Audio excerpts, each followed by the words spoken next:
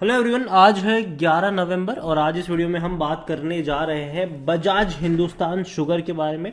ये वो कंपनी है जो दिवालिया होने की कगार पर है। ये वो कंपनी है जो जिनके खिलाफ प्रोटेस्ट चल रहे थे। ये वो कंपनी है जिन्होंने अभी तक किसानों को गन्ने का भुगतान तक नहीं किया हुआ है। ये वो कंपनी है जो मुश्किल दौर से गुजर रही है। वीडियो में डिस्कस करेंगे कि 10 रुपए के आसपास जब ये ट्रेड कर रहा है और इवन इनके क्वार्टर 2 के नतीजे भी आज सामने आ चुके हैं, तो बातचीत करेंगे कि क्या कुछ संभावना यहां पर दिख रही है।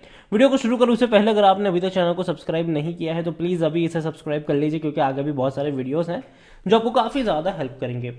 तो बजाज हिंदुस्तान शुगर 10 रुपए 70 पैसे का ये शेयर है और एक महीने में अगर आप देखोगे तो तेजी आई थी, वापस टूट गया, लेकिन उससे पहले ये टूट ही रहा था। एक साल में अगर आप देखोगे तो ये लगातार टूट रहा है।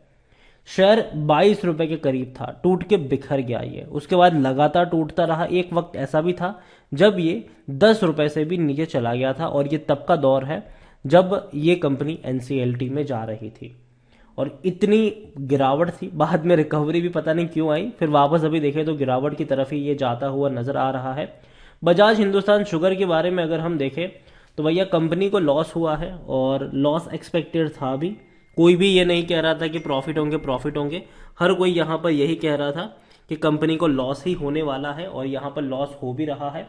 कंपनी को ऑलमोस्ट अगर देखें तो 162 करोड़ के आसपास का इनको लॉस हुआ है इस बार। और इनके जो रेवेन्यू है वो भी कम हुआ है। ऐसा नहीं कि रेवेन्यू बढ़े हैं, बल्कि रेवेन्यू भी यहां पर कम होते नजर आए हैं। कंपनी के अगर हम सेल्स भी देखें तो 1323 करोड़ है, जो कि डिक्लाइन मोड में नजर आते हुए मतलब नजर आ रहे हैं। इससे पहले भी देखा तो जाए तो कंपनी लॉस में ही थी, कोई प्रॉफिट में नहीं थी। 113 करोड़ का लॉस इनको पिछले क्वार्टर में भी हो चुका है, पिछले साल के सितंबर क्वार्टर में। तो कंपनी लगातार लॉस में ही है, इस बार भी लॉस में है और ये एक्सपेक्टेड था, कोई नई बात यहां पर नहीं है। बजाज हिंदुस्तान शुगर के बारे में देखा जाए तो स्मॉल कैप कंपनी है ये। 1388 करोड़ का इसका मार्केट कैप है। वॉल्यूम देखें तो मुश्किल से 30 लाख के आसपास का इसका वॉल्यूम हमें देखने को मिल रहा है। काफी कम क्वांटिटी में शेयर ट्रेड हो रहे हैं। इससे पहले के क्वार्टर में भी 45 करोड़ जितना इनको लॉस हो चुका है और यहां पर प्रमोटर के पास तकरीबन 25% जितनी होल्डिंग हमें देखने को मिल रही है। एफआईएल्स के बाद अगर हम देखें तो 1.38% की होल्डिंग एफआईएल्स के पास है। हालांकि ये जून क्वार्टर का डेटा है, पुराना डेटा है, नया डेटा अभी तक आया नहीं। लेकिन दिक्कत की बात साथ में ये भी है कि प्रमोटर के सारे शेयर्स जो है वो गिरवी पड़े हुए हैं। ये एक दिक्कत की बात जरूर है। बहुत ही कम क्वांटिटी नजर आ रही है एफआईएल्स के पास, मतलब 1.38% की छोटी सी होल्डिंग है। 41 जितने एफआईएल्स का पैसा लगा है। डिविडेंड तो भूल ही जाओगे, कंपनी आपको पे करेगी। इतना ही नहीं, बजाज हिंदुस्तान के बारे में अगर हम बात करने जाए तो बजाज हिंदुस्तान में 100% लोग according to money control user क्या है कि खरीदारी करो। मैं इनसे अग्री नहीं करता हूं कि खरीदारी करनी चाहिए, क्योंकि मुझे लगता है कि खरीदारी के मौके नहीं है तब तक जब तक कंपनी जो है वो एटलीस्ट एनसीएलटी से बाहर ना आ जाए और इवन जो इनका डेट है उसको कहीं ना कहीं रिस्ट्रक्चर ना किया जाए। क्योंकि कंपनी के रेवेन्यू अगर आप देखोगे तो वो लगातार कम होते ही जा रहे हैं। कंपनी के रेवेन्यू बढ़ नहीं रहे, कम हो रहे हैं और ये कंसर्न जरूर है। कंपनी प्रॉफिट में नहीं है, कंपनी लॉस में, पिछले 5 सालों से लॉस में है और अभी भी कंपनी लॉस में ही है।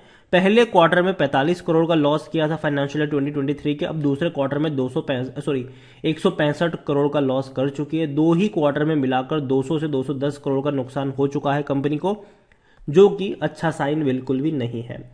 बजाज हिंदुस्तान खरीदारी करने का सही मौका ये कहना है टिकर टैप का, मेरा नहीं। रेड फ्लैग यह है कि प्रमोटर की सारी होल्डिंग गिरवी है, लॉन्ग टर्म में पैसा नहीं बना है। अगर आप मैक्सिमम ग्राफ पे देखोगे तो एक वक्त था ये बहुत हाई प्राइस पे था, बहुत हाई प्राइस, तकरीबन 450 रुपए के आसपास ट्रेड कर रहा था। एक झटके में टूटा, तेजी एक झटके में टूटा और अभी भी वहां से रिकवर नहीं कर पाया है। हालांकि कुछ वक्त पहले ये और भी सस्ता मिल जरूर रहा था, लेकिन बाद में एक अच्छी रफ्तार हमने देखी। कई सारे शुगर कंपनियों के शेयर में तेजी देखने को मिल रही थी और ऐसे में बजाज हिंदुस्तान शुगर का शेयर भी दौड़ गया। इसमें कोई नई बात यहां पर नहीं थी, बस ये चीज हमें देखने को मिल गई कि कई सारी शुगर जो शेयर्स थे वो दौड़ रहे थे। उनका भैया जमाना था तो ये भी भागना शुरू कर गया कोविड के बाद और काफी अच्छी रफ्तार इसने पकड़ी भी थी। लेकिन अब दिक्कत यहां पर कंपनी की यह है कि इनके खिलाफ कई सारे प्रोटेस्ट भी हुए, क्योंकि इन्होंने किसानों का पैसा चुकाया नहीं। कई गन्ने किसान ऐसे हैं जिसका बकाया लंबे समय से बाकी है और अभी भी कंपनी चुका नहीं पा रही है। कई बैंक से लोन इस कंपनी ने लिया है और उस पैसे को भी चुकाया नहीं है। बैंकों ने इनको एनसीएलटी में घसीटा है और अभी भी उसको लेकर कोई खास नई अपडेट आई नहीं है। देखते हैं क्या होगा इसका आने वाले दिनों में, लेकिन अभी तक ऐसी कोई अपडेट नहीं है। बजाज हिंदुस्तान शुगर के बारे में देखें, शेयर होल्डिंग के बारे में अगर हम देखें तो 24.95% की होल्डिंग प्रमोटर के पास है, लेकिन सारी की सारी होल्डिंग गिरवी है और ये कंसर्न जरूर है। म्यूचुअल फंड के पास कुछ भी नहीं है। डोमेस्टिक के पास 15.65% की होल्डिंग है। एफआईएल्स के पास 1.59% की होल्डिंग देखने को मिल रही है। रिटेल के पास अगर हम देखें तो 43.29% की होल्डिंग है। अदर पार्टीज के पास 14.51% की होल्डिंग देखने को मिल रही है। ओवरऑल मुझे इस कंपनी पर अभी के लिए भरोसा नहीं है। कंपनी दिक्कत में है, कंपनी प्रॉफिट नहीं कर रही है, कंपनी के खिलाफ कई सारी चीजें चल रही है जो कि कंसर्न जरूर है और मुझे नहीं लगता कि कंपनी बहुत जल्दी प्रॉफिट में भी आ पाएगी। कर्जा बहुत ज्यादा है इनके ऊपर, चुकाना मुश्किल हो रहा है इन्हें, और कुछ पेमेंट्स तो ऐसी है, रीपेमेंट्स जो तो ऐसी है कि जो इनको 1-2 महीने में करनी है और इवन कुछ ये रीपेमेंट नहीं कर पाए हैं। तो प्रॉब्लम अभी भी इस कंपनी के सामने है। अभी भी एनसीएलटी में कंपनी का खतरा है, दिवालिया होने के कगार पर है ये कंपनी। कौन खरीदेगा कौन नहीं खरीदेगा वहां से वो बात का विषय है, लेकिन अभी का अगर मैं सिंपल सोचता हूं, तो जब भी कोई कंपनी दिवालिया होती है तो सबसे ज्यादा नुकसान यहां पर किसी को होता है तो वो होते हैं रिटेल इन्वेस्टर्स। क्योंकि देखो दिवालिया होती है तो इनके कंपनी के असेट्स को बेच दिया जाता है और कहीं ना कहीं पैसा चुकाया जाता है। बैंक्स को सबसे पहले चुकाते हैं, बाद में इंस्टीट्यूशन को चुकाया जाता है और बाद में कुछ बचता है। सबसे आखिर में अगर कुछ भी बचता है तो रिटेल इन्वेस्टर्स को मिलता है और जनरली बहुत केस में नहीं मिलता है। और अगर कोई बड़ा प्लेयर आके इसको खरीदेगा भी तो भी चांसेस बहुत कम है कि रिटेल इन्वेस्टर का पैसा इससे निकलेगा। तो हमेशा रिटेल इन्वेस्टर्स को उन कंपनी में निवेश करने से बचना चाहिए जो कंपनी दिवालिया हो रही हो। ये हमने डीएचएफएल के केस में देख लिया है, ठीक है। पिरामल ने भले खरीदा लेकिन हम सबने देखा कि किसी को कुछ नहीं मिला यहाँ पर। तो यही कहूंगा कि नजर रखिए इस कंपनी के ऊपर और कई सारे मौके मिलेंगे आपको। कई बार आपको ललचाएगा भी ये शेयर जो टूटेगा कि यार खरीदो 8-9 रुपए का है, लेकिन मत खरीदना अभी के लिए इसको, क्योंकि मुझे लगता है कि चीजें जो है वो अभी भी उतनी सही नहीं नजर आ रही है यहाँ पर।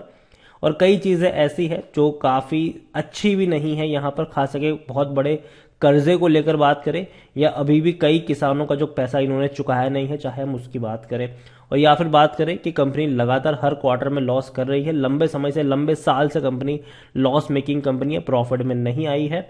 तो ऐसे में दूर ही बैठ के तमाशा देखिए, पास जाकर हाथ जलाने की यहां पर जरूरत नहीं है। वीडियो को यहीं पे एंड करूंगा। पसंद आया हो तो लाइक करें, शेयर करें।